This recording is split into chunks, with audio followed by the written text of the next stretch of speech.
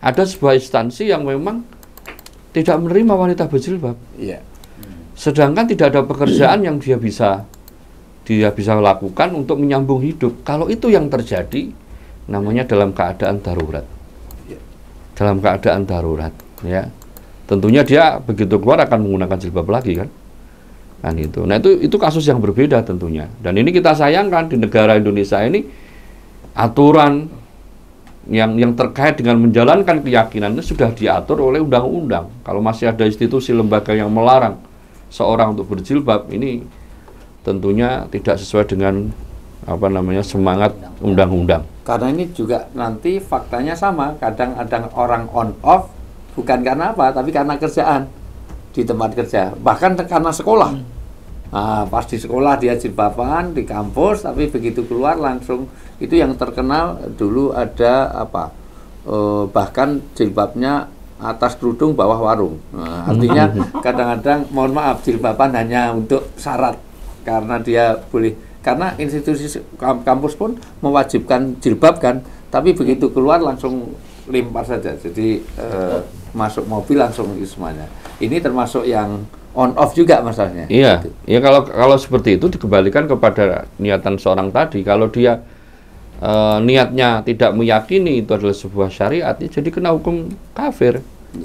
Ya, tapi kalau dia niatnya karena saya kok belum siap ya rasanya berjilbab, kok sepertinya masih pengen tidak berjilbab ya, saya tahu ini dosa, berarti dia kena hukum dosa besar, tidak sampai keluar agama. Ya mungkin kita lebih kita populerkan di itu saja sehingga orang punya pemahaman. Nah, aku melepas jilbab ini karena hawa nafsu, ya saya fasik, saya dosa besar. Ya, tapi kalau melepaskan jilbab karena mengingkari itu syariat Islam, itu sebuah keharusan, sebuah kewajiban, bisa keluar dari agama. Bagus statement fasik tadi, artinya orang yang melepas jilbab karena nafsunya jadi fasik. Fasik itu yang rusak dalam agama. Nanti kalau kita dalam bahasan lain, kenapa kulit kurma itu disebut dengan fasik? Karena kalau kulit kurma itu melepas berarti rusak. Kurma itu kalau kulitnya itu hilang, berarti kurma itu akan membusuk. Nah, demikian juga kenapa orang beragama itu disebut fasik, kalau sudah kulitnya sudah sesuatu yang melindunginya hilang. Maka ini hati-hati. Jangan-jangan melepasnya jilbab menjadi merusak semua keberagaman kita. Meskipun nanti ada alasan-alasan karena ya tadi alasan darurat, alasan karena memang nanti maksudnya darurat tuh gini, seperti kasus di India ya. Itu kan memang sekolah melarang. Pada kasus ini seorang muslimah tidak terkena dosa karena posisi dia iman, dia yakin, dia pengen pakai jilbab. Tapi secara otoritas kekuasaan dia nggak membolehkan hal tersebut. Nah, ini kalau seperti ini halnya, itu rufi al-qalam. Ya, termasuk di Prancis ya, namanya di jabatan publik. Oke.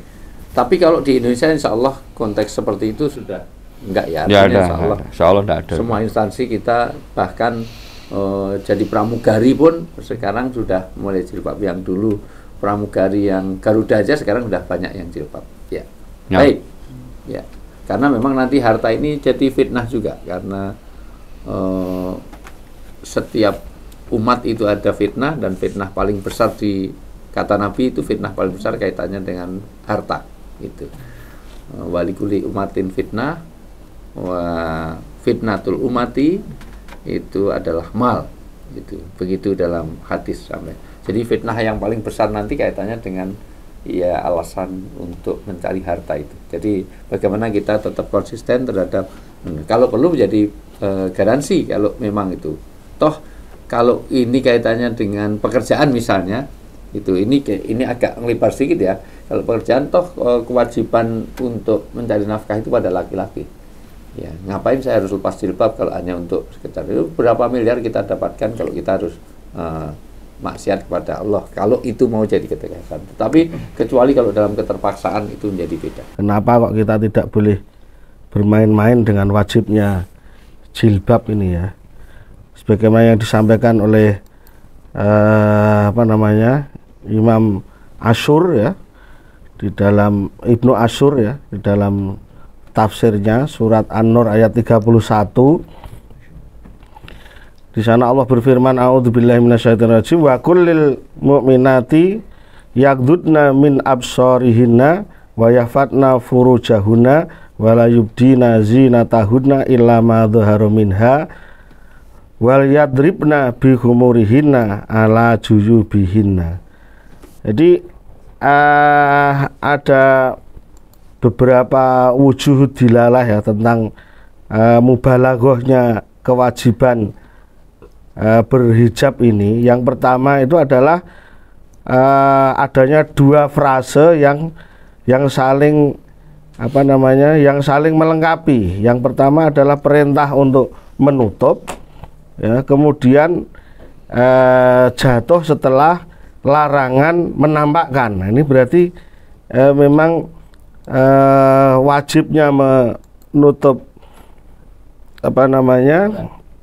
menutup aurat itu wajibnya itu sangat wajib gitu. Masih diikuti dengan siyak nahi yang menggunakan fi'il mudhari dan lam amr, diikuti lam amr. Itu berarti wajibnya itu kalau di matematika itu sampai pangkat 4 gitu Pak ya. Yang pertama adalah frase wala yubdina zinatahuna illa ma dhahara minha. Di sana Ibnu Asyur mengatakan fama nama dhahara minha itu makana maudhi'uhu mimma la tasturuhul mar'atu wa huwa al-wajhu wal kafani wal qadamani. Jadi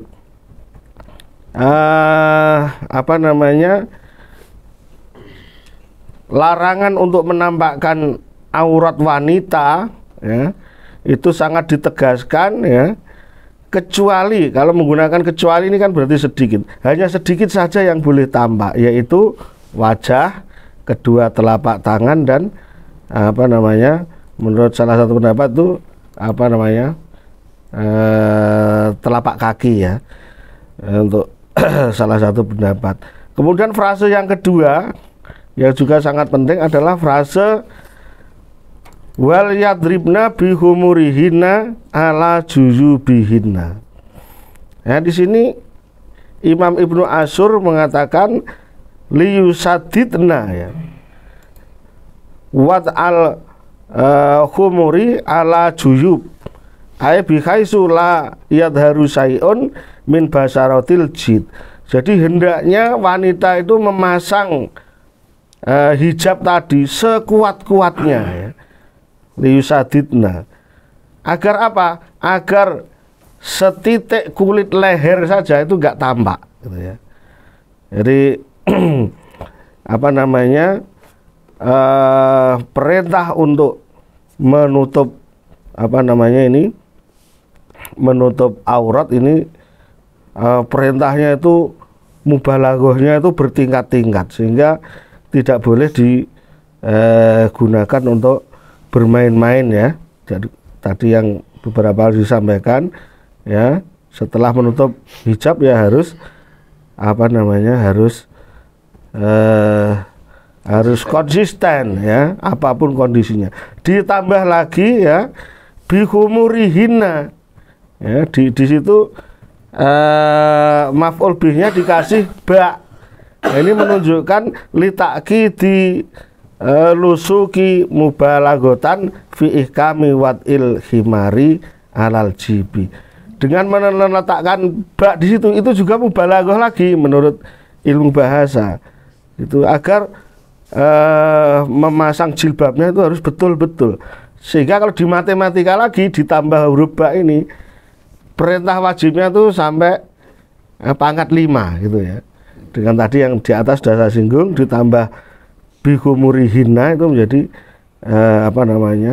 mubalaghahnya itu sampai tingkat 5. Maka dari itu ya dari wujuh istidlal dari ayat ini maka wajibnya memakai hijab itu adalah wajib yang sangat kuat tadi itu sampai derajatnya itu sampai 5 mubalaghahnya itu menurut Imam Ibnu Asyur di dalam tafsirnya ya juz 18 halaman 208 gitu Ustaz. Alhamdulillah semakin lengkap, paling tidak tambahan dari Ibnu Ashur tadi ya, dalam Ashur sampai memang pentingnya jilbab. Dan kalau sampai nanti kita ini berjilbab ada kesulitan, nanti Allah akan tolong, karena orang yang sungguh-sungguh dalam beragama ada saja. Kalau khawatir rezeki, khawatir jodoh, karena ada orang iya ada ketakutan tersendiri ketika ya nantilah setelah nikah. Jadi seolah-olah ada dalam tanda petik masih ada stigma seolah-olah kalau orang berjilbab itu menghalangi jodoh. Justru orang yang berjilbab insya Allah nanti akan mempermudah jodoh yang terbaik bagi kita. Ada beberapa di kalangan mahasiswa saya itu katanya ya nantilah saya jilbaban kalau udah dapat jodoh. Justru dengan jilbab itu nanti dapat jodoh yang baik, insya Allah. Itu jadi yang kedua. Tadi ada tambahan, ini jadi masukan juga. Ternyata salah satu yang harus ditutup seluruh tubuh adalah boleh kecuali wajah dan al-kaf. Nah, ini untuk menambah ya pemahaman kita bahwa al-kaf itu adalah tangan keseluruhan. Karena orang umroh haji di Indonesia ini masih mewajibkan ya punggungnya ini ada itu. Tapi pas haji aja nanti pulang di. Nah, ini juga nggak fair. Kadang-kadang ini ditutup, tapi kalau mau wudhu juga ini malah nyincingkan rok sampai ke atas malah nggak jelas. Jadi mohon maaf, batas kewajiban kita ini boleh terbuka. Jadi yang nggak bawa kaos tangan penutup kan sering kan itu. Jadi seolah-olah ini harus ditutup. Enggak, sebetulnya secara kewajiban adalah itu ya Ustaz ya. Nah, jadi al-kaf itu adalah jadi bagi teman-teman yang karena saya biasa bimbing umroh haji, mohon maaf ini boleh terbuka sampai pergelangan itu. Karena bahasa Indonesianya al-kaf itu apa ya? Kecuali kan bukan telapak, kan ini juga termasuk kan. Nah, jadi pemahaman kita ini jadi tambah pemahaman kita. Jadi ini boleh terbuka, ada kelihatan, dan sini juga punggungnya. Jadi termasuk batinan. Iya. Oh ya, pokoknya depan belakangnya boleh kebuka. Karena memang kalau itu di mana telapak, seolah-olah telapak itu hanya sini. Padahal ini juga termasuk ini telapak. Oke, masih ada lagi? Kalau sudah tidak ada, cukup. Mudah-mudahan sekali lagi tentu karena kita sudah paham bahwa itu sebuah kewajiban untuk menutup aurat berdasarkan surat Al-Ahzab 59 dan juga beberapa ayat dan hadis-hadis yang menekankan, bahkan dalam tafsir Ashur tadi sampai di 5 stressing ada taukid pentingnya pemakaian jilbab. Mudah-mudahan Allah beri kekuatan kita untuk senantiasa menjalankan bagi muslimah bagi ya kerabat putri kita, anak-anak, dan karena memang anjurannya kepada istri Nabi dan istri-istri orang mukmin, dan termasuk anak-anak kita yang mudah-mudahan itu menjadi bagian dari kesolehan, dan itu juga nanti akan menjadi identitas. Nah, ya identitas, salah satu identitas itu jilbab. Bayangkan kalau laki-laki pakai jilbab kan jadi hal yang tidak sama. Walaisal dzakaru kal unsa, tidaklah laki-laki dan perempuan, itu juga untuk membedakan. Baik, mudah-mudahan ini menjadi lengkap tanggapan tentang lepas pasang jilbab atau kita pakai dan on off di dalam berhijab. Mudah-mudahan sekali lagi Allah beri kekuatan. Baik.